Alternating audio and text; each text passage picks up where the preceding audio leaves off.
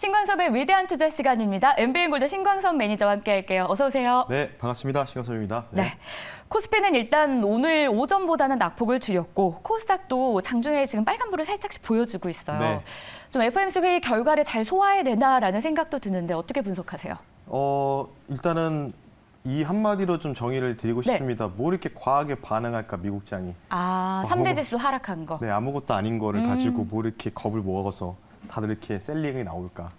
뭐 여러 가지 생각이 들고 있는데 어쨌든 저는 FOMC 이후부터 제대로 된 반등을 좀 보고 있다라고 말씀드렸고, 근데 이 반등이 뭐 막 전고점 넘어가는 반등은 아닐 것이다라고 말씀을 좀 계속해서 드리고 싶습니다. 물론 전고점 넘어가면 저도 좋겠지만 뭐 근처까지라도 갔으면 좋겠죠. 어쨌든 그 부분들을 좀 유심하게 보고 있고요. 쉽게 말씀을 드릴게요.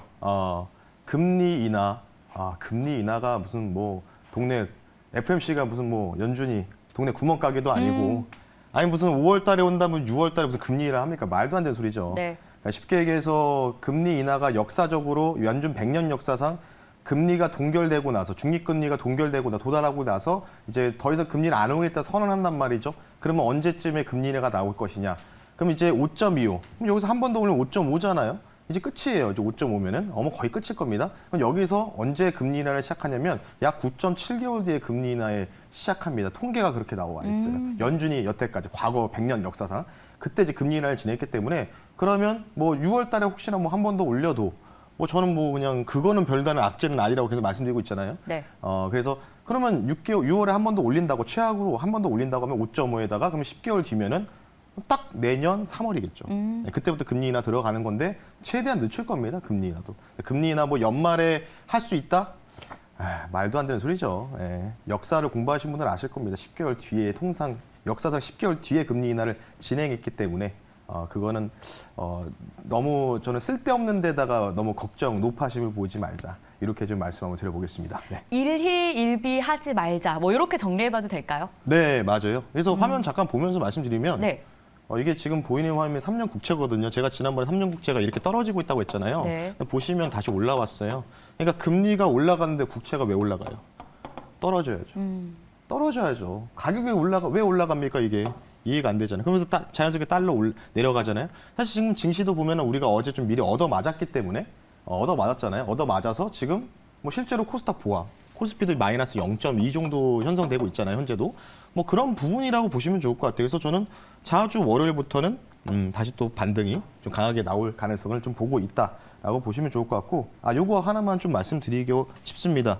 계속 악재를 저는 이걸로 보고 있어요. 뭘 보고 있냐면 바로 어제 이런 그림 보셨을 텐데, 네.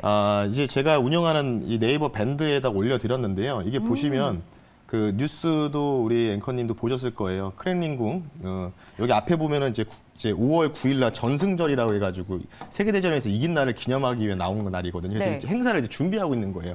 여기 이제 크렘린궁이고 대통령궁인데, 근데 보시면 잠깐 다시 한번 보시면 네. 재생 한번 해주실까요? 다시 한번 볼게요. 보시면 뭔가 반짝하죠. 날라오면서. 네.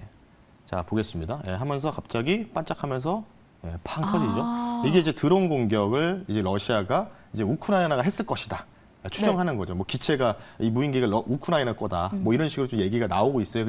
그래서 어제 키이우 인근 지역에서 공습 경보가 좀 발령됐다. 러시아가 더 보복할 수 있다서. 네. 그래서 지금 굉장히 그쪽은 일촉칠발의 또 상황에 직면되어 있는 상황이고요. 그리고 위에 한번 그림 보시면서 말씀드리면 바로 이런 부분입니다. 지금 여기에 나와 있는 부분인데요. 이 그림입니까? 아니 그건 아니고요. 이건 아니고, 네. 요거 제가 유력하게 보는 게 굳이 증시를 흔들린다고 하면 요거 히로시마 G7 정상회담이라고 보시면 되는데 19일부터 열립니다. 19일부터 21일까지 열리기 때문에 이때 이제 G20에서는 사실 러시아라는 이제 뭐 시진핑 국가주석이 있지만 이제 빠졌잖아요. 빠지고 나서 정말 친한 사람들끼리 마음이 맞는 사람들끼리 모였다고 보시면 되는데, 뭐 여기서 중간에 뭐 프랑스 마크롱도 시진핑 국가주석하고 또 얘기도 나누고 막 이러고 있고 약간 좀 달라지려고 하는 듯한 모습 보이는데, 일단 여기에서 지금 뭔가 움직이는 게 보이고, 있는데 마지막에 또 우크라이나 대통령 젤렌스키가 화상으로 참여한다는 소식이 있기 때문에 요게 조금은 껄끄럽다. 이렇게 말씀드리면서 연준에 대한 금융 관련된 부분들은 이제 악재는 아니다.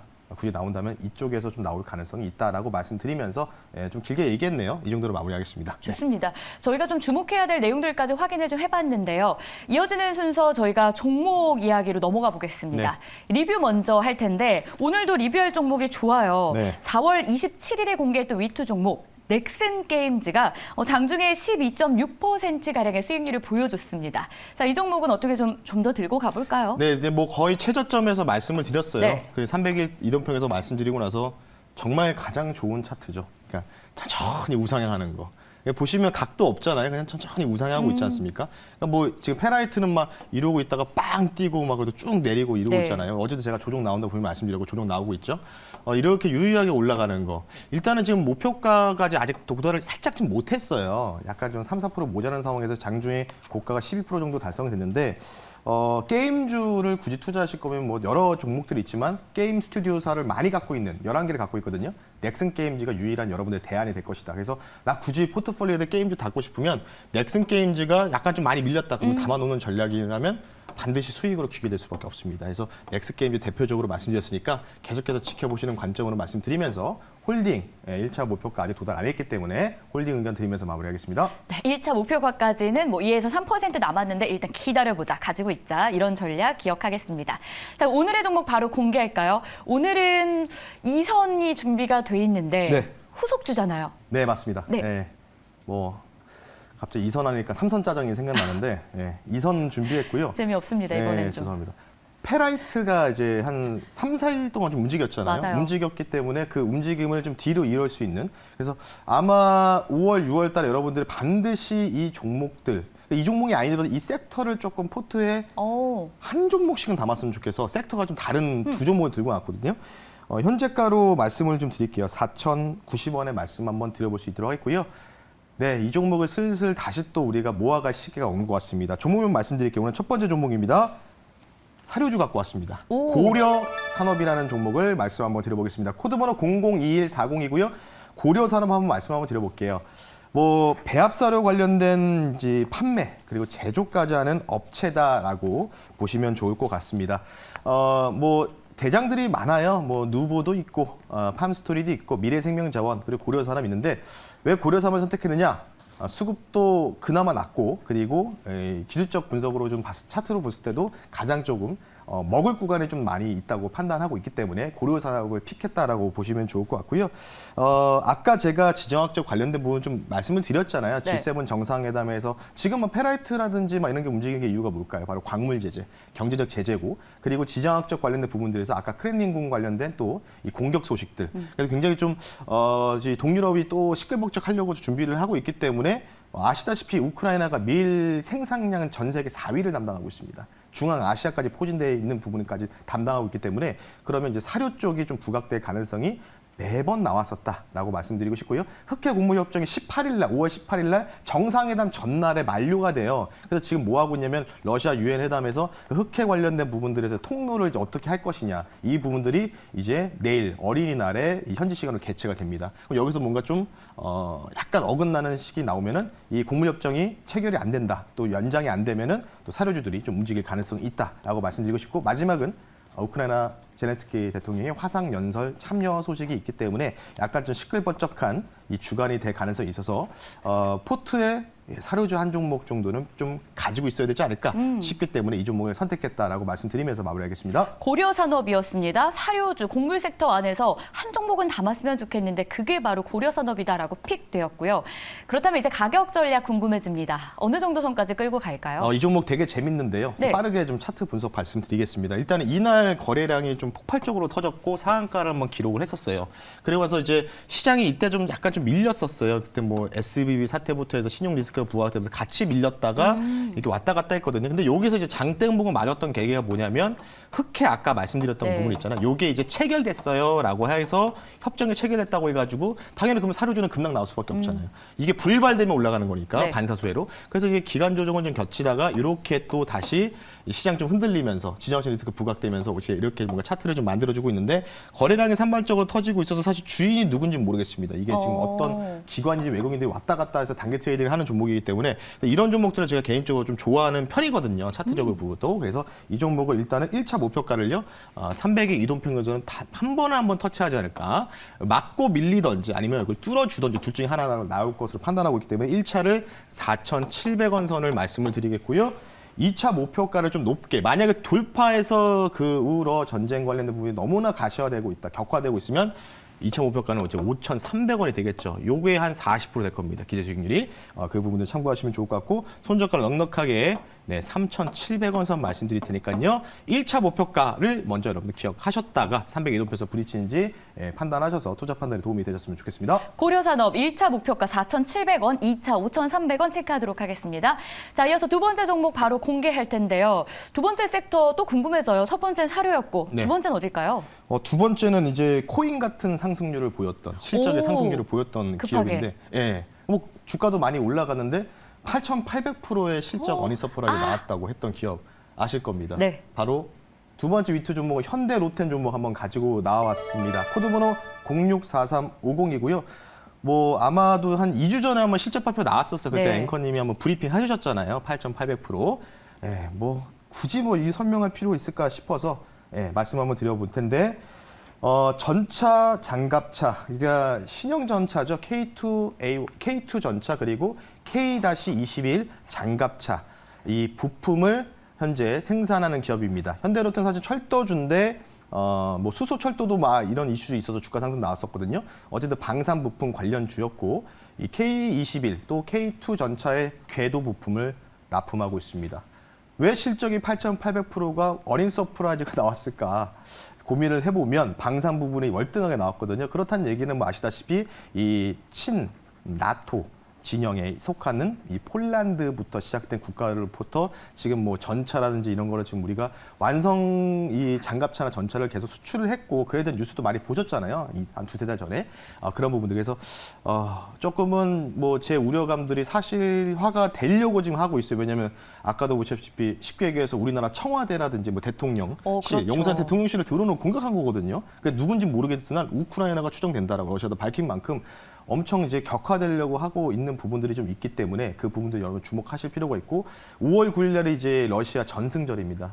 세계대전 정승절인데 여기서 우크라이나의 우크라이나 쪽에서는 이제 대반격을 시작하겠다. 크림반도보다 다시 또 뺏겠다. 뭐 이런 부분도 있기 때문에 그러면 자연스럽게 이 주변 국가들에 대한 방산 수요는 높아질 수밖에 없어서 말씀드릴 테니까요. 참고하시면 좋을 것 같습니다. 네, 지정학적 리스크에 그럼 베팅한다라고 좀 저희가 그렇게 생각해봐도 될까요? 방산주를 꼽으신 것 자체에 대한 궁금증이 하나 더 생겨요. 베팅보다는 그냥 네. 실효에 영합한다고 보시면 좋을 것 같습니다. 왜냐하면은 사실 작년에 우크라 전쟁이 터질 거라고 생각했던 사람이 도대체 누가 있을까요? 저도 사실 없죠. 터지더라도 간단하게 끝난 문제였다고 생각했는데 이렇게 장기화될지는 몰랐지 않습니까? 근데 저는 이제 그게 이제 현실화되고 있는 부분들, 뭐 2주 전부터 계속 말씀을 드려서 이제 뭔가 스텝 바이 스텝으로 가고 있는 부분이 있기 때문에 뭐 아마 이쪽을 자주 소개를 시켜드릴 거예요. 이거 말고도 조선과 해운도 분명히 다시 또 주도주가 될 가능성이 있어서 다음 주에 한번 공략을 할 거고. 네. 자, 차트 보면서 말씀 한번 드려볼게요. 일단 이 종목 같은 경우에는 뭐 주가 여기서 이제 실적 서프라이즈 나오면서 거래량 터지면서 이렇게 주가가 올라갔어요. 근데 뭐 저는 여기서 뭐 기간 조정 형태나 아니면 또는 가격 조정 나왔다가 다시 올라갈 것으로 판단하고 있거든요. 여기까지는 좀 채워지지 않을 것 같습니다. 이 갭을 이 라인을 이 룸을 좀 메꿀 가능성은 좀 희박하다. 그래서 아마 이 정도 라인에서만 좀 놀다가 올라갈 가능성이 있다고 좀 판단하고 있기 때문에 목표 가격을 단기적으로 4만 원 선을 현대로템을 좀 제시해 드리겠고요. 손절가는 32,500원. 딱 요 라인입니다. 요 라인 깨지면은 안 되기 때문에 32,500원 선을 손절가로 말씀드리면서 가격전을 참고하시면 좋을 것 같습니다. 현대로템이었습니다. 일단 지정학적 리스크에 대한 이야기는 좀 지속적으로 해주셨고 이제 본격적으로 관련 종목을 위투에서 공개하기 시작했습니다. 그 첫 종목이 현대로템이었습니다. 단기 목표가였는데요. 4만 원 기억하겠고요. 손절 라인 32,500원까지 체크해 보도록 할게요. 그리고 앞서서 살짝 힌트를 좀 주셨는데 네. 조선 쪽도 잘 갈 것이다. 네. 해운 네. 언급을 해주셨어요. 이쪽에 대한 힌트를 살짝만 주신다면요. 이제 미국 쪽에서 이제 미국 주식에서 이제 스타버크 캐리어스라든지 이런 해운 쪽이라든지 네. 사실 미국에는 조선주가 없거든요. 근데 이제 통상 이제 중국 그러니까 조선 쪽에서 1등은 이제 중국 쪽이에요. 중국이 네. 1등이 우리가 2위라고 보시면 되는데 이쪽으로도 이제 수급이 좀 쏠리기 시작하고 있고 뭐 아시다시피 우러 전쟁이 작년에 발발했을 때 당시에 이쪽이 상당히 핫하게 올라갔던 건 여러분 다 기억하실 겁니다. 부품까지도 뭐 한국카본이라든지 여러 종목들이 있겠죠. 동서마이텍부터. 그래서 관련된 분들 오늘 공개 방송 없습니다. 여러분들 네이버 밴드에다가 여러분 신광섭 또는 신광섭 매니저를 검색하시면 또 무료로 아까 같은 좀 재밌는 자료들도 올려드릴 테니까요. 네. 휴일 잘 보내시고 저는 다음 주 월요일 날 뵐 수 있도록 하겠습니다. 또 감칠맛 나게 조선 해운 알려달라니까 살짝 웃으면서 어디까지 알려줄까라는 표정으로 살짝만 알려주셨는데요. 뭐 무료 방송은 오늘은 없지만 관련 밴드의 내용들도 올라갈 거고 저희가 다음 주에 종목까지 공개할 예정이니까 내일은 좀 쉬시고 월요일부터 공개되는 종목도 꼭 챙겨보시길 바라겠습니다. 오늘 저희는 여기서 인사드리고 다음 주에 찾아뵐게요. 오늘도 수고하셨습니다. 네, 감사합니다.